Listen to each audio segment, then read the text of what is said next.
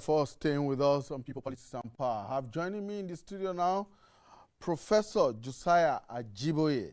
He's the Registrar, Teachers Registration Council of Nigeria. Thank you so much for finding time to join us. Thank you very much. It's my pleasure to be here, actually. Welcome. Yeah. Also joining us is Lola Aneke, a special needs educator. Thank you so much, Lola, for finding time to join us. We will also hopefully be joined via telephone by Professor Johnson Fatokun. He's a professor of science education and the Deputy Vice Chancellor, Aneke University in Lagos. Well, so here we are, Professor Ajiboye. Yes. Today is the International Day of Education. Yeah. This was marked first in 2019. It's going to be the second edition of it. Second edition of it. Actually. So how significant is it? No, thank you very much. Actually, for the United Nations to set aside a day for education, I think it's a global recognition of the importance of education in the life of the people. Education, the centrality of education to the development of any nation or a people. And I think the idea of conceiving a day for education, which was taken in 2018, was a welcome development. Because we have International Day marking all the other programs, malaria, so many other things around the world. But there was no day that was set aside for education. But having come to the realization on the importance of education in the life of a people, in the life of the nation, and globally, and I think it was unique that the UN actually did that, and the first edition was marked last year. And this is going to be the second edition of the International Day of Education. I think it's a welcome development to recognize the centrality and the role of education in the life of a people, development of nations. Now we are talking of sustainable development goals, the centrality of education in achieving those goals. And I think when you look at all the goals, everything is tiled around education. Everything is tiled around education. If you're looking at our health, you are looking at the food we eat, everything that we do, our occupation, the job we do, everything, the centrality of education is there. So education is woven into all these things. And I think setting aside a day to mark that important subject, I think is very, very good. It's very good. And this year, you could see what the focus is on this year. The focus is on learning for people, planet, prosperity, and peace. These are four cardinal things that are very, very important to the life, to the global community. When you are talking of the people, you are talking of the planet, that is the global community. You are talking of the world. These days we talk of this climate change and its impact and things like that. When you are talking of prosperity of nations and the people, when you are talking of global peace, these are central, fundamental issues to the life of the people and the global world as a whole. And I think this is very critical. Okay. And a welcome development, really. Lola, when I ask about the significance of setting aside a day like this for education, I mean to ask, what added value, what value is a day like this bringing to the goal of education for all, or education as a human right? Like Prof said, there are days that are set aside by the United Nations, Malaria Day, that day, one day or the other. And now we have an International Day of Education. So what is the added value? For me, I think, thank you so much for that question. For me, I think for every individual and for everything we do, there's a way to measure progress. So for example, Prof said it was launched last year. The first celebration was done last year, and then this year, and the theme is very perfect, like he actually said.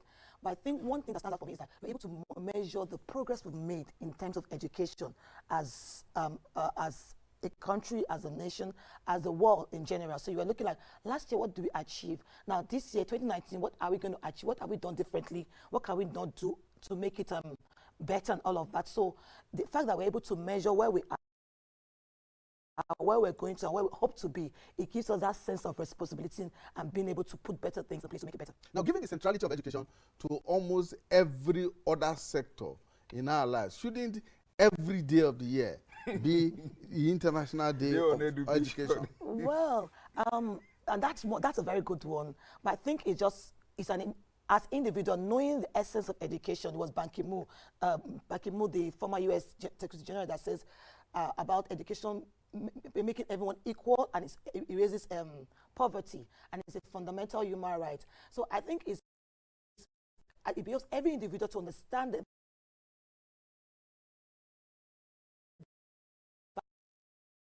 value of education and being able to understand every sphere of our lives. So the commitment to being a lifelong learner is what I think should be an individual thing to everybody, so that we celebrate it on a particular day. No, to join Lola there, the symbolism is very critical. Every day, yes, we talk about education, but the symbolism of the day, to set aside a whole day to discuss the issue of education globally, I think that symbolism is very critical. Yes, every day we address the issue of education, both at the local level, both at the national level, we address the issue of education. No, because we cannot do without it. But what we are saying is that for the global community to set aside a date, I think it gives that recognition. And I think, like what Lola said, it gives us the opportunity to appraise for appraiser. And I think that's what we are trying to do here now. Absolutely. To appraise where are we coming from, where are we now presently, and where are we going. You can see the various milestones. You read out statistics, about the figure of number of illiterate people globally, people who cannot read globally, the number of girls who are out of school, the issue of child education. You read out so many things, statistics, teacher quality, and the issue of the teacher in education, their quality, what is needed, and all these kind of things. So I think it gives us that opportunity to assess ourselves. And I say, as a country, and I think this is where, this idea, this program is very, very critical. It's good for us as a country to see where we are presently, because we have to benchmark ourselves against other countries of the world. It's very important. Which is where I'm going to take my next question from. It appears from the declaration of 24th of January every year as the International Day of Education that the United Nations is concerned about the progress being made or that has to be made in education. There's a global concern. But what of individual governments, countries, state governments, local governments, and maybe even up to the very basic level in our societies? How much are they doing? How much are these governments doing to key into what this declaration of this day is meant to do, to sensitize us, to jig our minds into the reality of what is facing us? Yeah. In fact, if one may say this, I think the awareness is not there yet, because this is just because we expect that given the International Day of Education, there will be so many programs going on in our country, in the various states of the Federation. If not for this program, I will not have an opportunity of speaking on the International Day of Education, like this, and which is very critical. So I think it calls for a reawakening, in our various governments, both at the federal level and even at the state level, for us to actually focus on the issue of education. Because look, it is very clear, if the global community is so concerned, if the global world, the international community is so concerned to set aside this idea, to interrogate the issue of education globally, I think countries have to wake up, especially countries of Africa. We just have to, it's a big challenge. It's a big challenge they are throwing at us. That look, because when they reel out statistics of sub-Saharan Africa, you'll be amazed of the kind of challenges that we are facing. And this calls for adequate attention.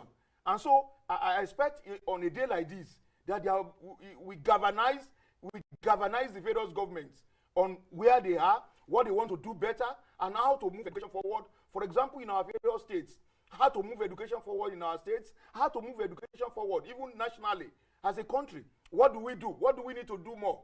Okay? When you raise the issue of funding as part of your intro, you raise the issue of funding. It's a very critical thing. When you look at the percentage of our budget that is being devoted to education, there have been some call even for us to declare emergency in the area of education in our country. There have been some call. And the Honorable Minister of Education, Malam Adamu, was part of the people championing that call, that we need to declare an emergency in education. Because if we want to get it right, in education. There is a need for huge funding, investment. Yes, and we don't need a soothsayer to come and tell us this, that actually we are faced with a lot of challenges in our education system. Just last year, like you said, Bill Gates, one of the richest people, if not the richest person in the world, came here and was talking about investment. That Nigeria, yes, infrastructural development is very good, but Nigeria has to focus more on investment in our people in terms of education and health. I was at that program. I attended that program at the State House. I was there. So it's a call to duty for various governments. I think this should change our governments to begin to think of what to do in the area of education. Lola, I see that you got to throw in a word there before I come to you fully. I totally understand and I agree with everything that the Prof has said. And while he was speaking, you asked the question about what the government is doing and what the state government is doing. And you also asked what individuals are doing. And just like he said, there were not enough celebration about this day all around. There has been nothing, I've not seen anything. But the truth is that a few individuals and non-government organizations are doing quite a lot. This morning I was at a gathering, which for me is a very good one because it happened on a day that's celebrated as International Day of Education. And what were we talking about? We're talking about the 21st century skills for children with special needs. And I'm like, oh, really? Because usually when you look up about the skills, which is a learning skill, which has to do with creativity, collaboration, critical thinking, and communication, you always think of individuals who are neurotypical and they are meant to be the first to assess such skills. But then we tend to push the children living with disability to the back. So for me, it might not have taken place for generally as for education, this celebration, but the fact that some people thought it to deemed it fit to think of children with special needs, because that's another area you mentioned why you're saying the statistics that children out of school and children with disability are not fully educated, or there's a gap in that aspect. So there's a lot that can be done, but I think like the theme of this year says education for people, for planet, prosperity and peace. When we all understand what that means, then every person, every individual, every government will understand that when learning, it says learning for people, for learning for people, planet, prosperity and peace. The depth of that is quite holistic. If we understand that, nobody would need to tell anybody that it's a day that is meant to be fully celebrated, and activities should be going on in awareness of what education is and the power that education holds in attaining every goal in life. Lola, let me stay with you. The figures, the statistics that we have today are not cheering at all. 258 million children and youths across the world do not go to school at all. 617 million children and adults cannot read or write, or even, do basic mathematics and all of that. And in Africa, less than 40% of girls complete secondary education.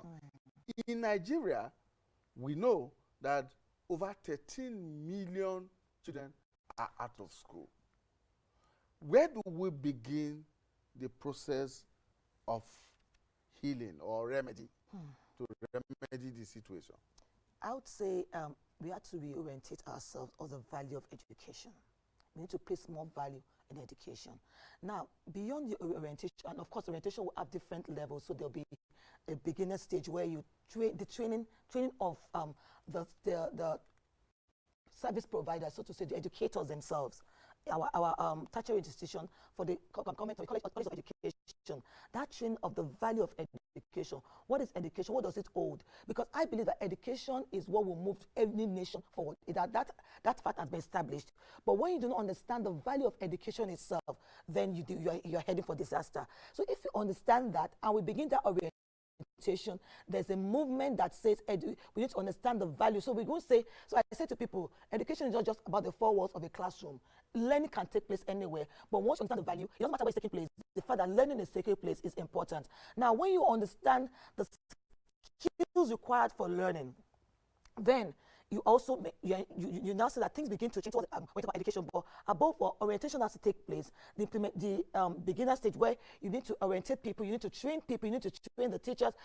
Our tertiary institutions need to understand the value. You're not just going to say, look, you get into school. The whole essence of education, the practicality, the theoretical aspect, the hands-on, the skills, everything needed that makes it more holistic. So understand the value beyond just, oh, I am a graduate of law, for example, or graduate of business studies, or whatever it is, and then you cannot defend what it is. That means you don't understand what that value is for yourself. So if that is put in place, we orientate everybody understand orientation takes place, then the training itself, the tertiary institution, the college of education, understand the value of education, then you see that that number begins to drop. Beyond that also, there are several factors that could be the causes of that. Sometimes our socio-economic background, or for example, the internally displaced are out of schools right now. Some of the things going on around us, but the truth that if you put education in the forefront, which is I always say the topic for this year, the theme for this year works perfectly for me.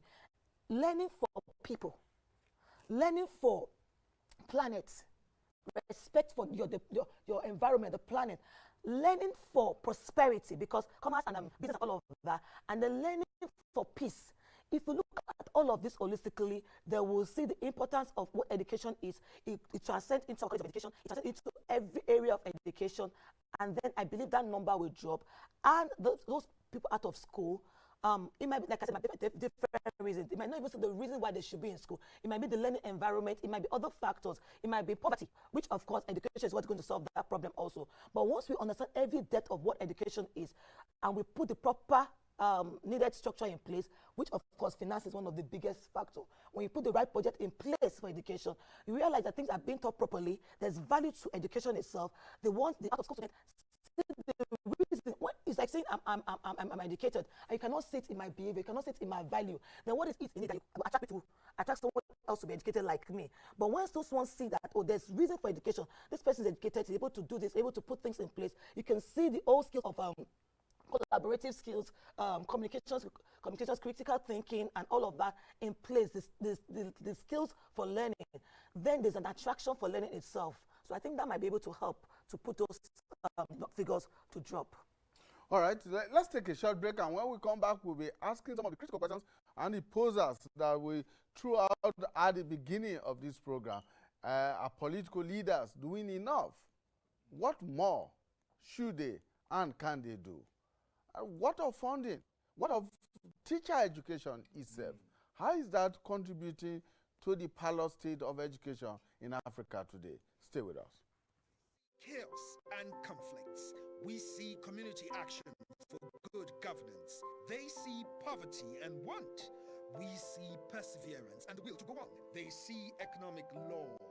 We see the ingenuity and creative spirit of our people. We are AIT News, fresh, authentic views of Africa. How would you rather see the world? AIT News, all sides, all the time.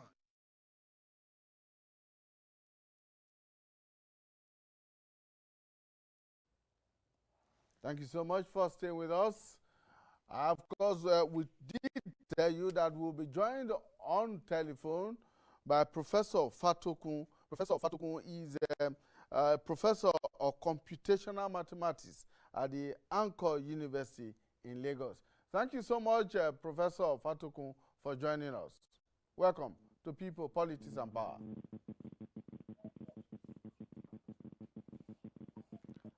Hello, Professor. Thank you very much. Good afternoon. Good afternoon.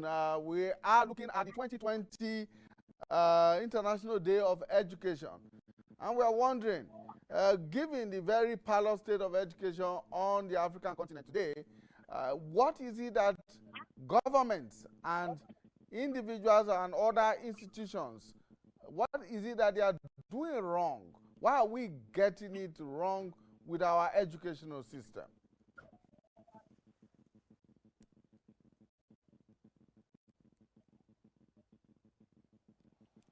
Is Professor Fatokun there? Yes. Hello, I'm with you. My take on this is that, yes, I'm with you. Yeah, you said what are we getting wrong yes. As a nation and also as the education community. Yes, go on. Go ahead. Professor Fatokun, go ahead. Yes, we need to be on the same page with the international community. Yes, when the Sustainable Development Goals were slated out in 2015, looking at 2030, the goal number 4, want to quote the UN Secretary General, it says is to ensure inclusive and equitable quality education, and also to promote lifelong learning opportunities for. But I think this is where we are getting it wrong. We want to give or ensure inclusive education. We need to think about every strata of the society, the rich, the poor, both in the urban community and the rural community.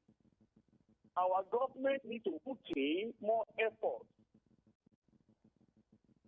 You gave us a statistic just now, and you said enrollment in primary education in Nigeria, we have about 30 million that are out of school.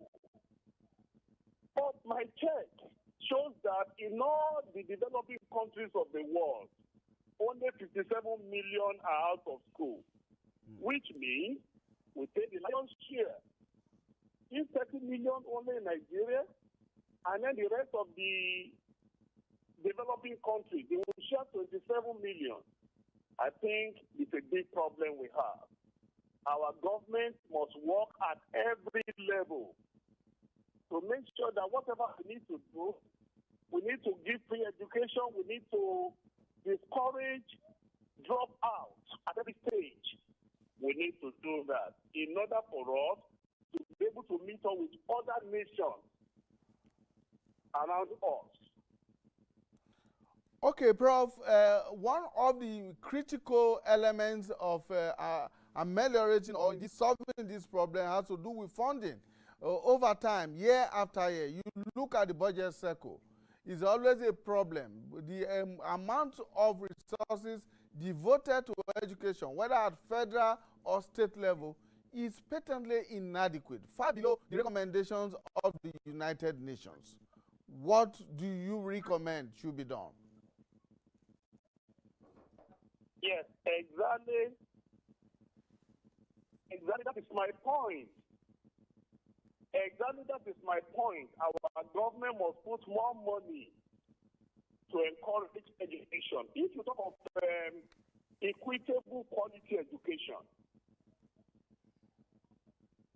if you talk of quality education, equitable, we also, it's not a secret that children that go to private universities, private primary school, private secondary school, in most cases, they do better.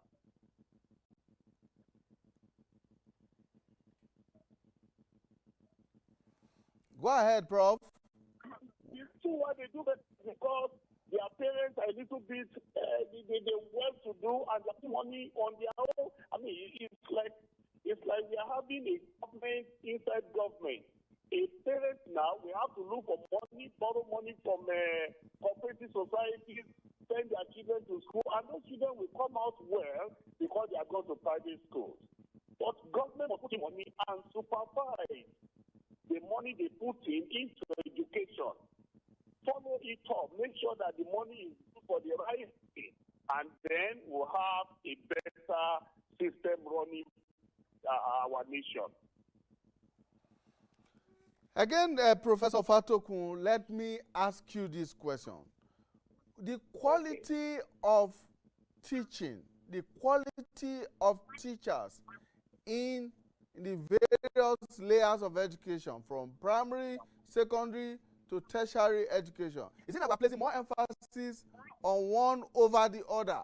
Are we doing enough at the basic level to build a strong foundation for education in Nigeria?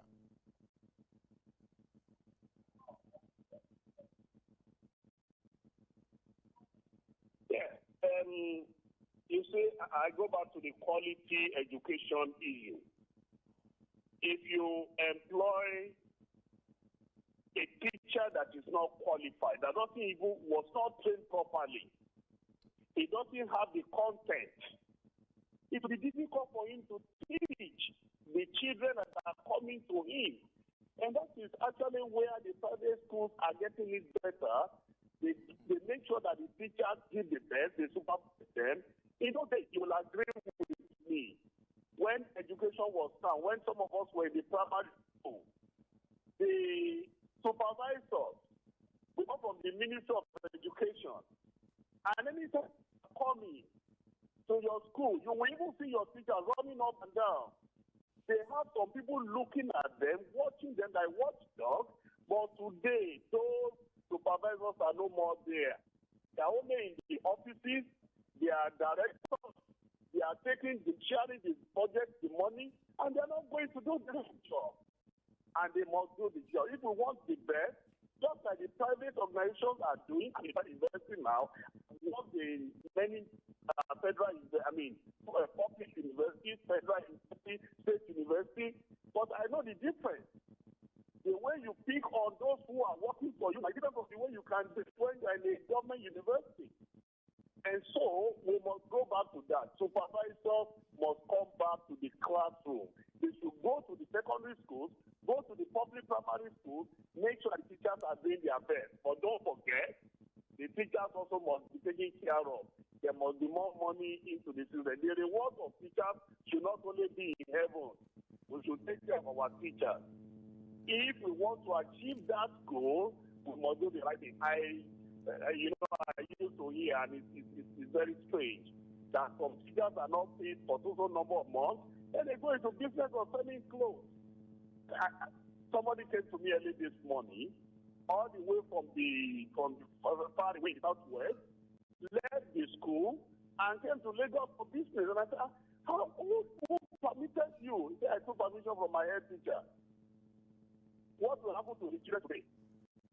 In her absence or in the absence from school, salary has not been paid. She needs to take care of her own children. She needs to do so many other things. So our government should also wake up. As we are thinking supervisors, we take care of those who are in the field. See, learning does not take place in the Ministry of Education. Learning takes place in the classroom. All right, Professor Fatokun, stay with us. I'd like to get some feedback from my studios in the guests. Professor Ajiboye is here, and Lola and Aneke is here. Okay. You have heard the positions taken by Professor Fatokun. These are some of the issues that we have raised as posers at the beginning of this discussion. Yeah. Yes, I would like you to respond to some of the issues. Well, let me say that as a response, there should be what we call a national response to some of these challenges. And if we are talking of national response, I think the Honorable Minister of Education, Malam Adamu Adamu, came up with what they call a ministerial strategic plan on education. And this strategic plan actually has 10 pillars. We have 10 pillars there. Number one on that pillar is access to education. When we are talking of out-of-school children, how do we address the issue of out-of-school children? If you look at this pillar, it's talking about what do we need to do nationally and even at the local level in terms of addressing how to make sure that we build more classrooms, bring children to school, what we call child-friendly schools, school environment, to be able to create that. And retaining the children in school, because it's one thing to get the children to school, it's another thing to be able to retain them. Okay, but another pillar on that strategic plan is talking about quality of our teachers, the issue of the teachers, and is addressing how to improve the quality of, because look, when you're looking at education is no country can grow or develop beyond the level of its education, but no education can also grow or develop beyond the level of its teachers. The teachers hold the key to quality education. And that's why an organization, like an agency like the Teachers Registrar Council of Nigeria has been set up to regulate the teaching profession in the country. Because look, as you have regulatory authorities for all other things in the country.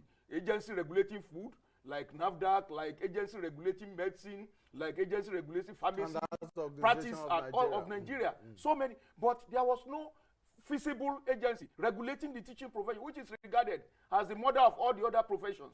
And that's why TRCN has come on stage now. You know, part of the thing that we're doing is for any teacher now to get the certificate of TRCN, you have to pass an examination. Before, you just come and from your institution, they give you the certificate. We said that is abnormal. Can you become a chartered accountant like that? Can you become an engineer like that, a lawyer like that? No. And that's some of the strictures that we are putting in place. So if you look at some of the things that the government is doing nationally, this has to be, you know, we have to galvanize it. We have to also cascade it to the local level, to the state level, and make sure that we address some of these issues. Because I know that when you are looking at funding of education, the budget that we always concentrate on is the national budget.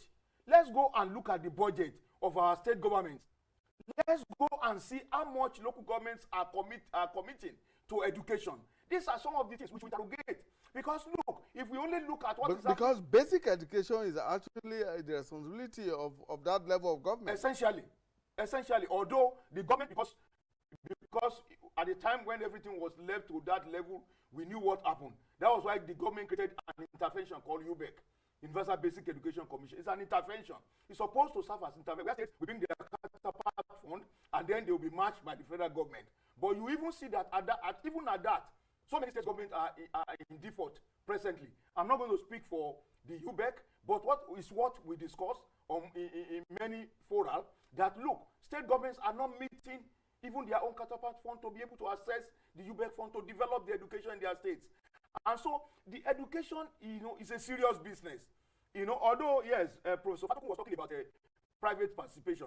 But if you look at private participation, you will still agree with me that the government needs to do a lot.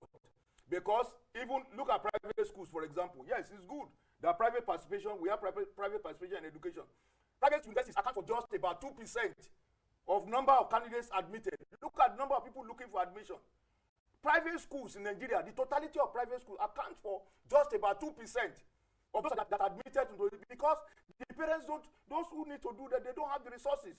So government still, about 98% of the admission seekers still go to public institutions. And that's why government comes in. Private, yes, private participation is good, it's welcome. We cannot even do without it now, because government alone can no longer fund education. But what we are saying is that government takes a lot of responsibility. 98% of admission seekers pick.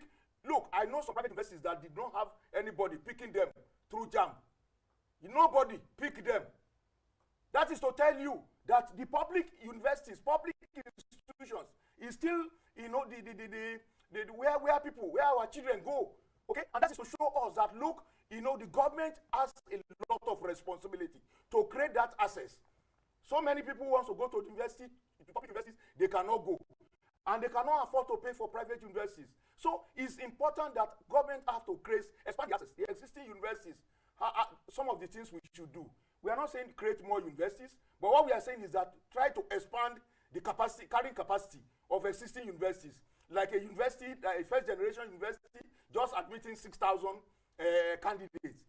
It's not. Whereas a singular university in Egypt, you know, it can take about 100,000 candidates at a go.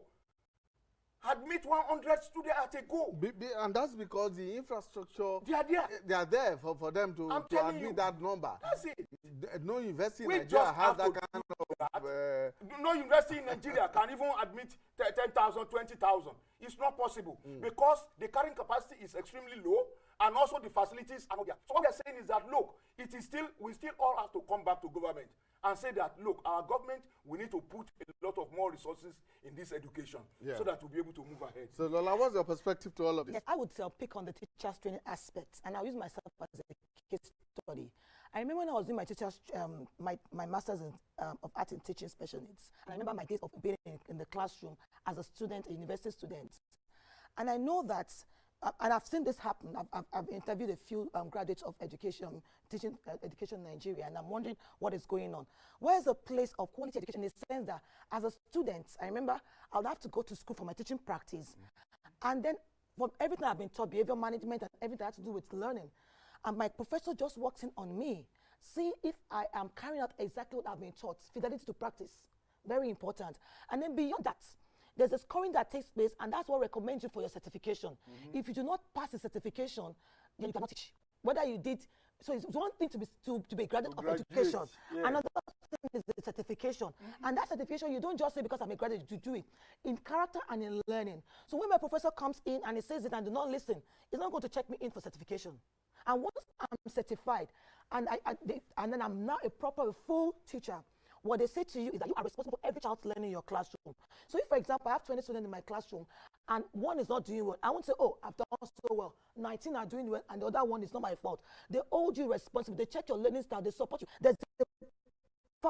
There's an amount of professional development training as expected to get, and at the point attached to that, every 3 years you must do another certification to be able to hold that certificate. And they give you an opportunity whereby you ask for help. You have senior teachers who have been in the field before you, who will put you through. Exactly. There's a mentorship program. There are things in place to check if things are going on well. So it's not a matter of I'm a teacher and I'm forever a teacher. Every year, there's new research going on. You go for those training, they score you, and then they check, are you still fit to be a teacher? So there's a continuous assessment absolutely. process. So now, Professor Fatokun also talks about a return to school inspectors. Absolutely. When he was talking to supervisors, he meant school inspectors. Yes, the inspectorate system, there have been a discussion, actually even at the level of Federal Ministry of Education, that look, the inspectorate system was turned to what they call quality assurance. Yes. And we have been saying that, look, is there a need? I think so many people, there have been a clamor that, look, I think we need to go back to this inspectorate system, because we know that in those days, when you hear of inspectors coming to school, and actually teachers were not aware, they will be dutiful, they will be at their duty post, they will do everything possible, and the old school environment, what it used to be. So that, so I think there's a current thinking going on, that this nomenclature of giving it what they call, what do they call it, quality assurance, is it really doing the work of the old inspectors? And I think there is a thinking to revert to the old system of having the inspectorate division. Professor Johnson Fatokun, my final question to you. I mean, the Nigerian government, in an effort to get more children into school, particularly at the basic level, introduced the school feeding project or program. How well do you think it has helped the educational system in the past couple of years?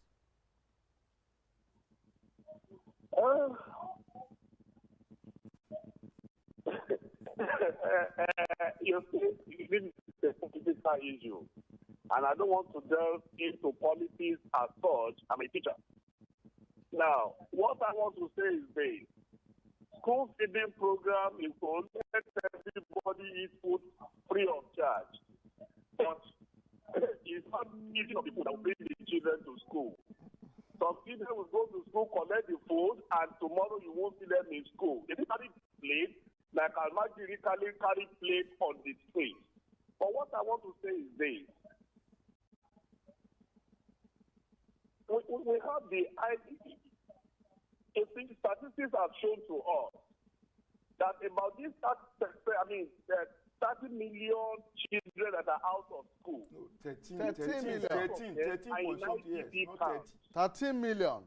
Our first solution should be for those people, how do we reach out to them? About 50% of them are in areas where security is a challenge. How do we reach out to them? And I think our government should think about that. Number one, take your security problem. Let everybody go back to where they can go to school. And while we are doing that, can we, some years ago, this government, this our own nation here, we made a proposal. We have, the TRC secretary or chairman will agree with me. We have nomadic education. If nomadic education, maybe it worked or it didn't work, why can't you go to the IDPs and take care of these children at their various levels?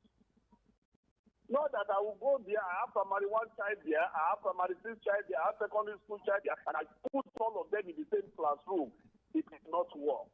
Let's think, let the people in charge, stakeholders, let's think out of the box. If government is fighting corruption and they're also fighting think insecurity, let us see how to take control for the IDP camp. All right. Thank you so much. I want to say much. I don't want to say much about that, but it's not the solution to the problem. We have had this long ago. I'll give an example.